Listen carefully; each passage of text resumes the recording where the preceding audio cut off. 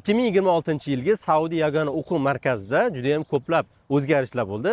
Hozir buni sizlar bilan ko'rib chiqamiz. Birinchisi, endi siz 25 ta universitetdan har biriga hujjatlarni topshirishligingiz mumkin. Ya'ni o'tgan yilgi jami 9 dona yo'nalishga topshirishlik mumkin edi xolos. Lekin hozir siz 25 ta fakultet yoki 25 ta universitetga har biridan bittadan yo'nalishga topshirishligingiz mumkin.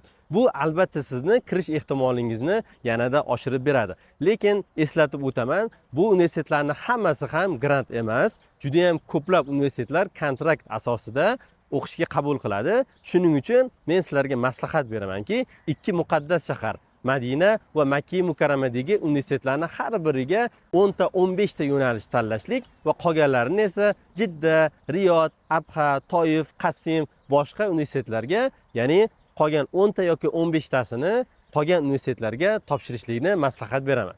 Ikkinchisi, hujjatlarni siz endi aslini hozir yuklashligingizni hojat yo'q. Faqat hujjatlarni tarjimasini o'zi yuklansa bo'ldi. Uchinchisi, siz tanlagan fakultet yoki universitetlarni qabul tugaguncha, ya'ni 21-maygacha bemalol o'zgartirishligingiz mumkin.